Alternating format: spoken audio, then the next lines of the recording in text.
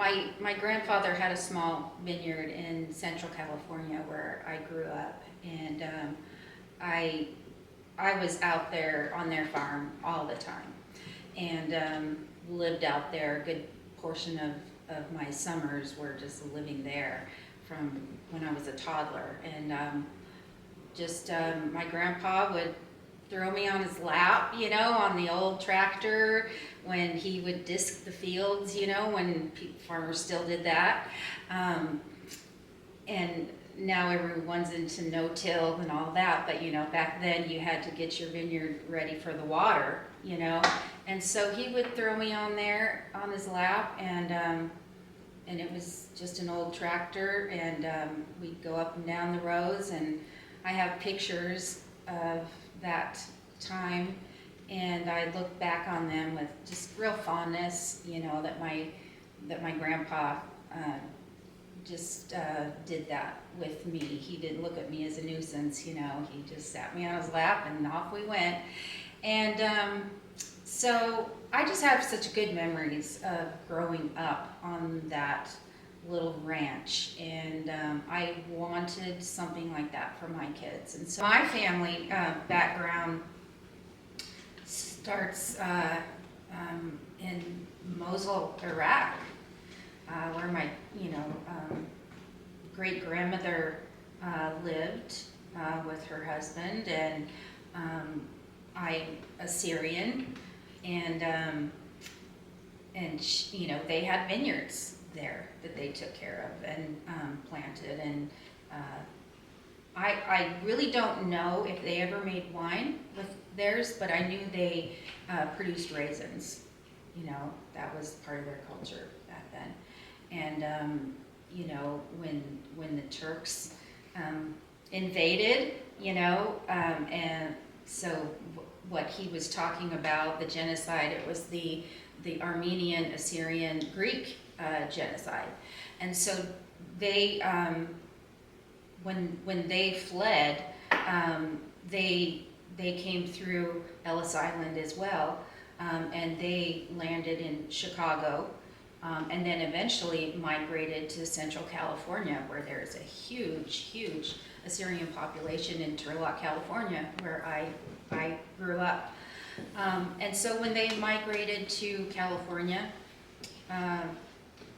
they were all buying up little farms, that whatever they could afford to buy, and they would plant little vineyards, and they'd make raisins, and so when my grandmother got married to my grandfather, they lived on the ranch, and they took care of my great grandmother, the one that migrated,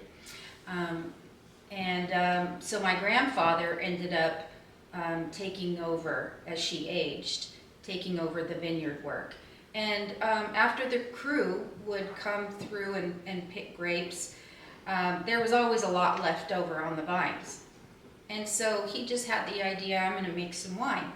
So he would go through, and he and my grandma, and they would pick all the leftover grapes, and they would make this horrible wine.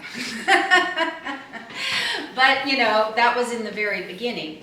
And then every year, he got better and better, and he would just give it away to his friends. He never sold it, but he did bottle it. I have a photo, I'll show you later, of an old bottle with his label on it. And I think it says French Chablis is what, he made. And or French Colombard, he called it, Colombard.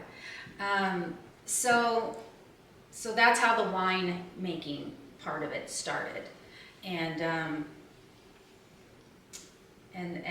that's where it's led to me wanting to just take a little piece of that heritage, and carry it on, and maybe the kids will carry it on with their kids. I don't know, but I find so much joy in it, and satisfaction.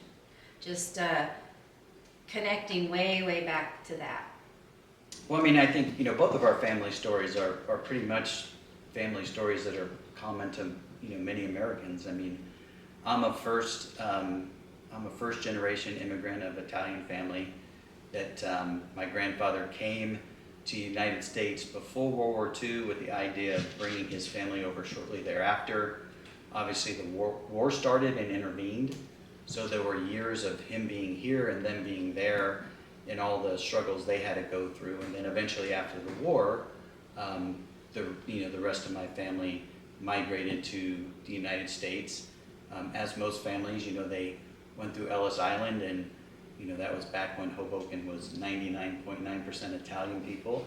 And so that's where they landed, and that's where our family kind of grew from there and expanded. So it's, I mean, a lot of things that Lori's family has. Yeah, I don't know why.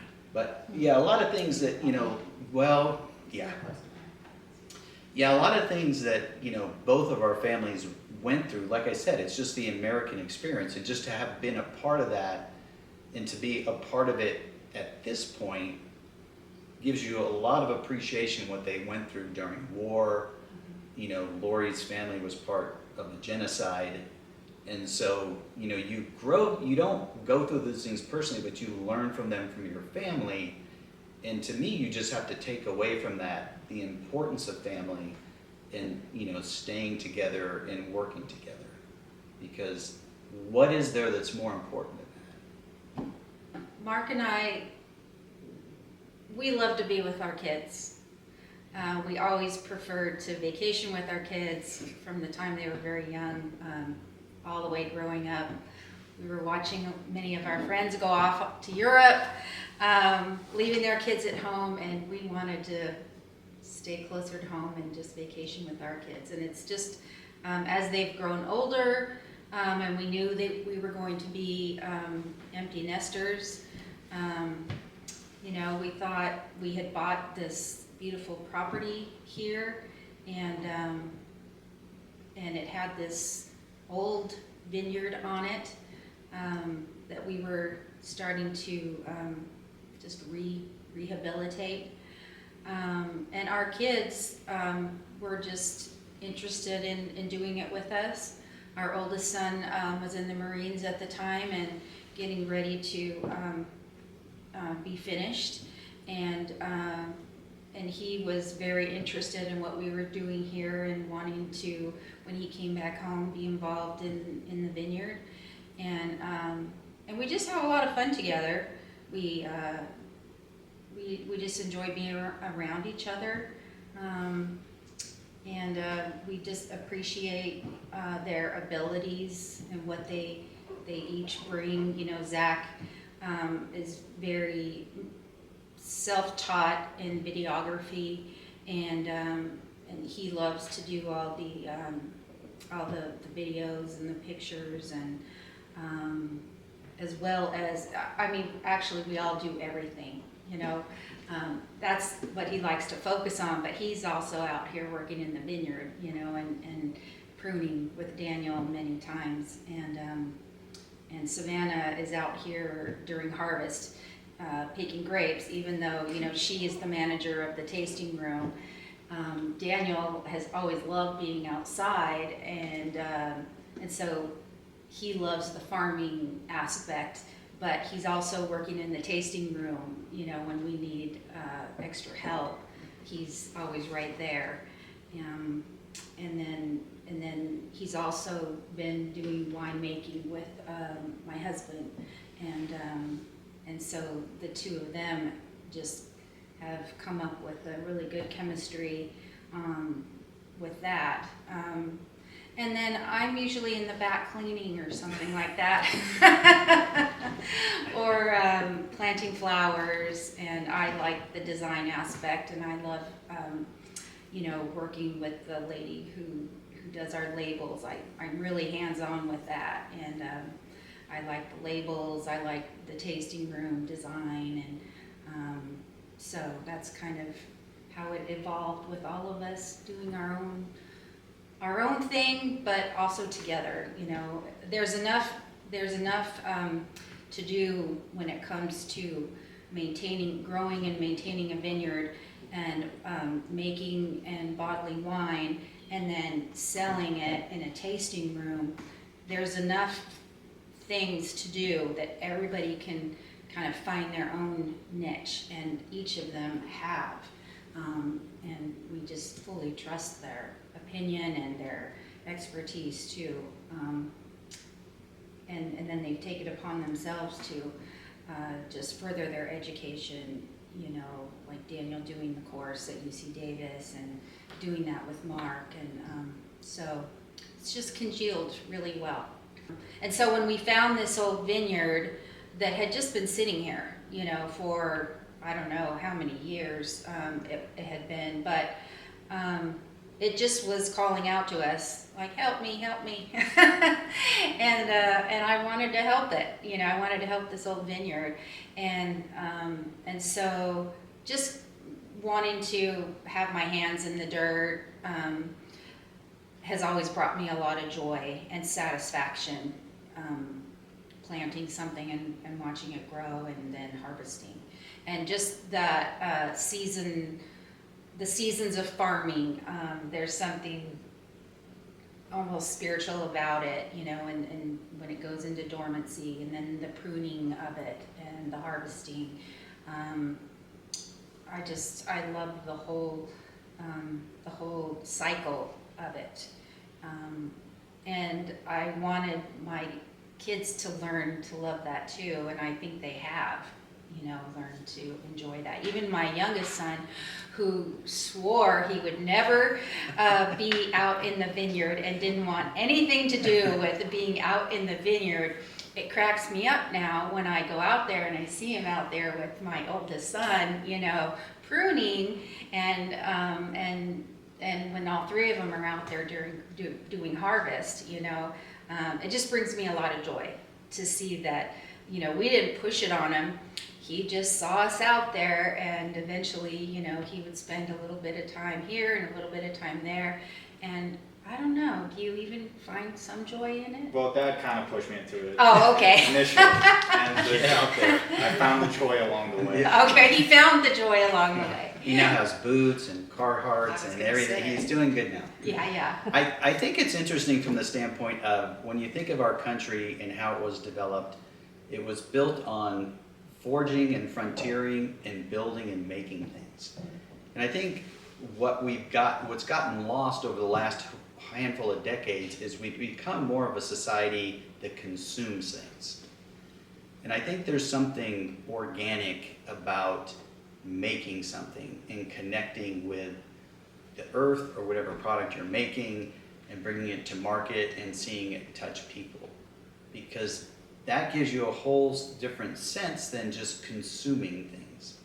And Was there a light bulb moment, or was it an evolving process, Mark, that all of a sudden this idea got created of not just growing the grapes and harvesting, but actually making it a complete business? Can you take us back to that time? I don't know if there's a light bulb moment. There's been a lot of flickering. But yeah, I mean, I think that it's a natural extension. I think there was, at some point you just kind of feel, I mean, there are growers everywhere and they do a beautiful job and you love them for it. But I guess for us as a small vineyard, and now it's a boutique winery, you kind of felt like just the growing end of it, and then stopping there, you were kind of stopping short. And so, you know, and as people who, especially Lori and I, who when we were young and married, we'd spend a lot of time in Napa and Sonoma and the wine countries all through California. So you grew an appreciation for the actual product. So I think it was a natural extension to want to then get into taking what you grew and then to make it into the wine. And you know, the challenges of it are never ending. But again, I think those are the things that sharpen you as a person. And I'm a firmer believer in you never stop learning in life. I think when you stop making an effort to learn in life, you're hurting yourself and other people around you. So I think the ability to learn and grow, obviously, it takes a lot of effort to make good wine, and it takes a lot of people. And so I think that there's a certain amount of just, it's really the the gratifying part of it necessarily isn't the money. I can tell you that in a small wine business, but it's producing a quality product. And it's like creating something when you see somebody taste it every time. It's almost, takes on an artistic form to it, like when you, almost like you do a performance. It's like, are they gonna like it? And you know, when they like it, it is a humbling feeling more than anything else, because you feel like you've worked with your family, you've worked with a group of people, and you've accomplished something that other people are enjoying. So my time in the Marine Corps was 2018 to 2022. So in that time, I had the experience of I had like very polarized experience in the military. I had a very good kind of first couple of years, and the last couple of years were COVID years, and you get the downsides of working for, you know, the government, the military, when you just don't have a lot of control of your life. So some of it was I went and did what I wanted to do. I wanted to serve my country, to learn a little bit more about myself. Met a lot of good people along the way. I felt like I had done that, but all the time I was there, kind of in the back of my mind, I knew that I wanted to be around my family again. I was in Hawaii and Japan, and being there, I could only come home twice a year, sometimes one time a year. So it just, you know, it made it hard because we did grow up very close, and not having that bond, just, it feels like you're missing something. So I always knew I wanted to come back. Just in general, the winery didn't really exist when I first joined, but they created it while I was gone, and they were just opening right before I got back, and the opportunity was here for me to come in, and primarily initially was to do the viticulture work. But then shortly after I got back, I had the opportunity to go to school and train with some winemakers in the area as well, and learn the winemaking. So it was just a nice confluence of where I was at in my life, where Rolling Hills was at in its development, and it just kind of worked out well that way, to where it just made sense for it to be the next step. How do you communicate? Is it with words? Is it with feeling? Is it with looks? How does that happen? Well, I mean, I guess it's a family, so it's a little bit of all of that. Yeah. We definitely have spent a lot of time around each other. Zach's the youngest, and he's 24 now. Is that right? Just whatever year it is, that's how old. Right. That's right. Oh, that makes it easier. Yeah. So we definitely do have that sixth sense, but there's also just constant communication. We have our own group chat that's just Rolling Hills stuff, and you know, it's kind of going all hours of the day. If somebody comes up with an idea, it almost always gets filtered into there. We have our emails as well, but a lot of the chat that doesn't get done in person happens. It happens through text. Things get sent out that way. Ideas kind of spawn that way, or they get planted that way, and then we usually come together once a week and really flesh out ideas during our weekly meetings on Tuesdays. And that's when we'll actually start to formulate events, wine releases, what we want to do with the wines, stuff like that, what we want to do for our club members, all those kind of things. We meet together once a week to really hash all those things out. I mean, it's not always smooth. I mean, sometimes it's hard not to run the business like a family, even though we call it a family business. That's the hardest part of it, is intertwining the aspect of, it's already hard enough for a family to be close, as rewarding as it is, and then jumping into a business as family.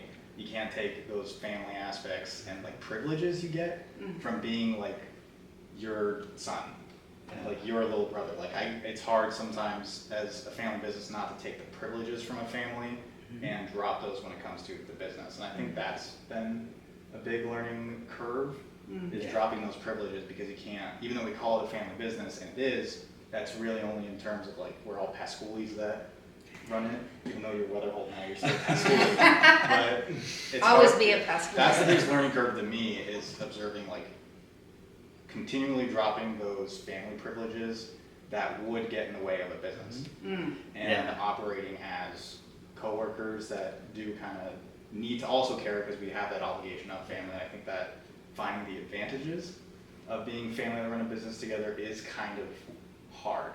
And that's, I think, for, at least in my personal experience, the hardest learning curve. Well, I was actually talking to a friend the other day, and it was an interesting conversation because he was asking like the family dynamic when, you know, you're running a business. And I said, the great thing about it is that they all had great relationships growing up. And you know that this being in business now is going to add an extra level or dynamic. And it's by nature going to go through a period where it potentially adds some tension and growing and stressing and everything. But when I was talking to him, I said, what I really hope comes of it is that they not only learn to appreciate themselves as siblings, but also as co-workers and develop a greater respect for their strengths and weaknesses and what they do, because I think through doing that, you develop stronger relationships as siblings. And if there were something that we were to get out of it that would be gratifying, I think that if it could be something over time that brings you guys even closer together, I think that would be the most gratifying thing we could get from it. Yeah, it's definitely different learning to work with each other as opposed to just being siblings. That's definitely a different dynamic. But and it can be hard sometimes to separate the work and the family stuff. Like we have those conversations sometimes where we'll go stretches where it's such a fun business that it can end up consuming like even what would be outside of work time. And so we kind of have to work on that and reel it in from that aspect, just to help it feel balanced, just because winemaking and the selling of it's just a 24/7 thing, and it's all year long, and it's different seasons, but it's definitely very exciting, and there's a lot to it. There's a lot of creativity you can bring to it, but we also have to kind of make sure we still maintain normal family relationship outside of just the working also. Yeah. A lot of people ask in the tasting room, customers that come in, members and things like that, oh, how do you like working for your family, working with your brothers, things like that? How does that go? How do you guys do it? And I tell a lot of people, like, of course we are a family and there's ups and downs in that regard, but overall it works really well for us, and we have our different strengths and weaknesses, and the way everything kind of comes together, we all kind of balance each other out in the perfect way. And so I find it's been really easy, and I don't think a lot of families can maybe say the same, but for us it's worked. The blessing in all of it is that you develop appreciation for each other as siblings that you maybe wouldn't get if you didn't work together, because it is very hard. And knowing a lot of friends over the years, sometimes they've had great success in family businesses, and sometimes it doesn't work. And it's not that any reflection on the family; it's just a dynamic. Sometimes it just doesn't work. Yeah, I think there's a lot of mutual respect overall, and when it comes to work, when it comes to our personal lives and things like that, we all just respect each other, and I think that makes a big difference. Well, thank you for sharing that insight. And You didn't know this was a counseling session. when I was in December in that tasting room, it was a symphony. You were all different instruments, but that symphony worked together, and I didn't see a director doing there. Tell me a little bit more about that, Savannah, because you were center in that. Working at the tasting room, I think it's evolved over time. Starting out, it was a lot of finding our groove and figuring out kind of our individual roles and how that was going to work. And I think now, kind of maybe what you saw in December is we just kind of, like you said, we kind of just know what needs to be done and what one of us maybe needs to go do or go help with without somebody even needing to ask. And so I think over time we've kind of grown into that seamlessness maybe that you kind of witnessed that day, and that ability to just kind of move and do things. And I think in general we're all very active people and we like to stay moving anyways, and so from that sense it's easy for us to I think it's hard for us to stand around and just sit around at times, and so I think it's easy for us to just constantly be working and moving and doing what needs to be done next. I think the great thing about the AVA is obviously being at the base of the foothills, going up to the mountains. You get great temperature changes, the diurnal change from day to night, and that's so impactful through the growing season to allow the grapes to warm up, heat up during the day, and then cool down at night. And then just the slopes and the rolling hills and the foothills here, and both out in the sunny slope, give you the opportunity to angle the fruit, to get your directional of your rows in certain ways that give you the ability to accentuate kind of the development of the fruit and how it's planted. And I think the region has learned tremendously over the past 40 or 50 years, the varietals that are well suited to the region, the ones that aren't, and then the ones that are, how to grow them within the region. Our soils here tend to be a little more clay than sand, but that has seemed to have served us very, very well. The soil is amazing. The Cab Franc and the Tempranillo we grow seem to just absolutely love the soil profiles that we have. They produce very rich, deep, bold varietals from both of them, and we do a lot during the pruning and through the pruning process, and then through the year with canopy management in order to kind of extract from the fruit what we want, because in Idaho we have the concern of will the growing season be shortened, so we try to manage the canopy in a way that it will hopefully progress the fruit to the point where the time it's ready for harvest that we have the sugar levels and the acid levels that we feel are going to be optimal to produce the best wine we can. And then we've also been very fortunate because we've had some viticultural consultants. His name is Jake Cragin. He works for Winemakers, which is the biggest grower on the sunny slope. And he's been helping us for a handful of years as far as rehabilitating the vineyard and how to just manage the vineyard through the season in order to optimize the production. Yeah, I mean, like I said, along with the viticultural consultant, we have a wine consultant too. His name's Tim Donahue. He used to be the dean of the enology program at Walla Walla University, and he's just an absolute blessing to have. I think he's forgotten more than most people know, and so it's very humbling to have had the resources that we've had as we've started up to really be able to gain and extract knowledge from those that are really have real expertise in their field. We know what we want to produce, but you have to learn and build that knowledge of how to get there. Our business name is Spoken Minds, right? So we let the mind speak by doing this. Just you guys are all talking about it. So the Cab Franc.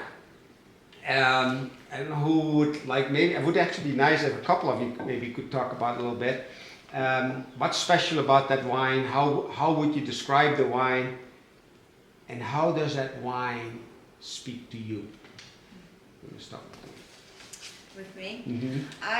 For me, what I really like about the Cab Franc is it's light. It's a nice light red. So I think it's very approachable, and for people that are just kind of getting into drinking, especially reds, I think it's a nice one to kind of start with. It's not as heavy or bold as maybe a Cab Sauv, so I think the Cab Franc is a really nice light red, and it pairs nicely with a lot of things, so I think that's why I like it so much. Cab Franc is the unsung hero of the Bordeaux varietals. Let's just get down to it. It is one of the parent of both Cabernet Sauvignon, and it's one of the parent varietals of Merlot. I think it is one of the most underappreciated varietals as a standalone varietal. Like Savannah said, it's a medium-bodied. If you take the time and the patience in the growing it, and you crop it correctly, and you do your canopy management correctly, you can get a lot of that fruitiness out of it that balances very well with the peppery notes. And it's just a very wonderful, approachable varietal. And I think that I'm very proud to have that kind of as our flagship varietal, because there's a uniqueness to it. It's almost like you want to push it from the back of the crowd to the front where I think it deserves to be. And I think. Tell me your experience with that Cab Franc from when it started to where it is now from your perspective.